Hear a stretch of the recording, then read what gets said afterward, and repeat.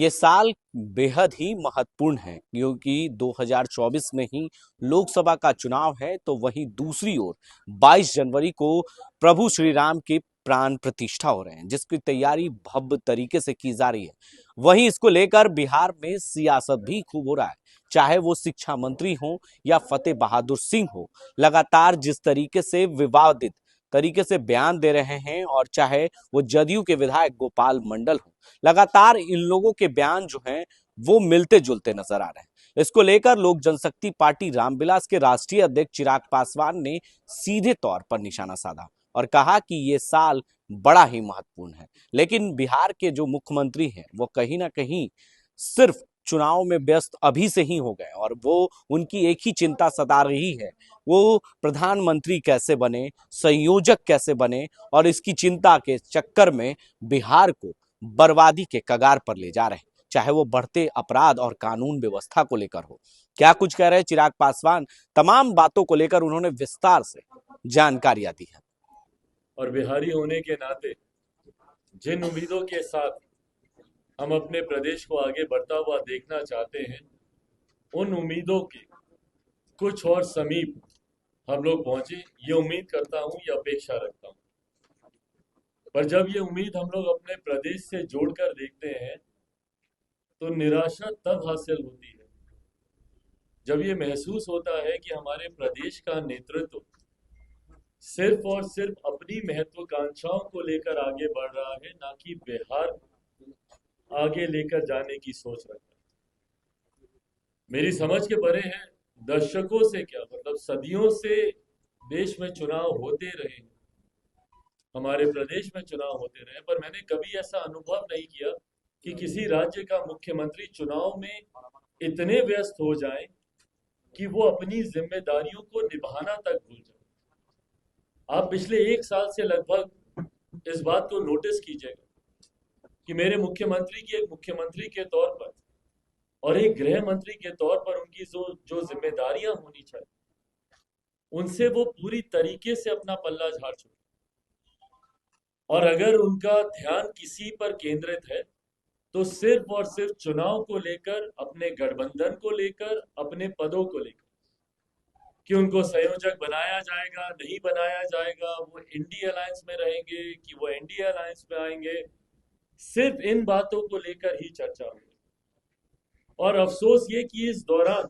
कई ऐसी जिम्मेदारियां थी एक मुख्यमंत्री के तौर पर, प्रदेश के गृह मंत्री के तौर पर, जिसका निर्वहन उनको करना चाहिए था, जो पूरी तरीके से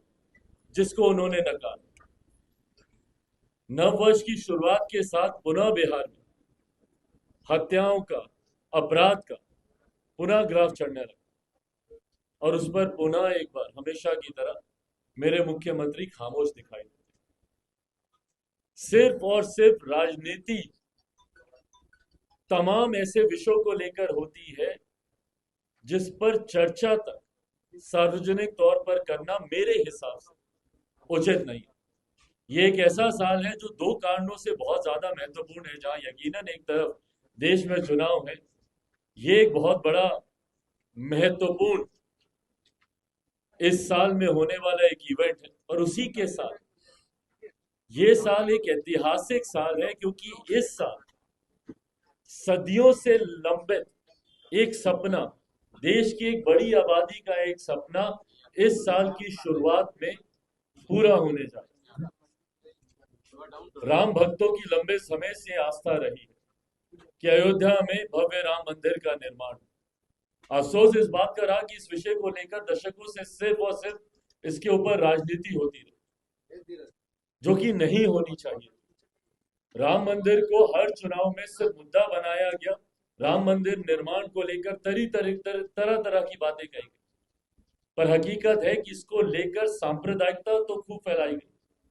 पर कभी भी इसके निर्माण को लेकर कोई ठोस कदम नहीं उठाया गया। पर आज जब ठोस कदम उठा लिया गया है, और न सिर्फ मंदिर का निर्माण कार्य पूरा है, बल्कि आगामी 22 तारीख देश के प्रधानमंत्री जी के द्वारा उसका उद्घाटन किया जा रहा है। रामलला की मूर्ति की वहां पे स्थापना की जा रही है, प्राण प्रतिष्ठा उसकी की जा रही है। इसको भी लेकर अब अलग अलग तरीके की राजनीति, एक लंबा समय तो पहले इसके निर्माण को लेकर राजनीति हुई, अब इसके उद्घाटन को लेकर राजनीति हो रही है। किसको निमंत्रण दिया जा रहा है, किसको निमंत्रण नहीं दिया जा रहा है, इसको लेकर जिस तरीके की बयानबाजी चल रही है, और ये मेरी समझ के परे है कि बिहार के नेताओं को, बल्कि आपको तो खुश होना चाहिए भैया, हम लोग माता सीता के प्रदेश से आते हैं, सीतामढ़ी हमारे ही प्रदेश का हिस्सा, हम लोग को तो और खुश होना चाहिए कि एक भव्य राम मंदिर का निर्माण हो रहा है, उतना ही खूबसूरत माता सीता का मंदिर हम लोग सीतामढ़ी में भी बना। पर जिस तरीके से बयानबाजी होती है और सनातन को आए दिन टारगेट करना जो एक फैशन बनता जा रहा है, और जिसमें प्रमुख भूमिका तमाम इंडिया अलायंस के घटक दल निभाते हैं, ये हम लोग की समझ के परे। कभी सनातन धर्म को डेंगू मलेरिया जैसी बीमारियों के साथ जोड़कर उसके खात्मे की बात की जाती है साउथ की पार्टियों के द्वारा, उस पे इंडिया अलायंस के तमाम घटक दल खामोश रहते हैं।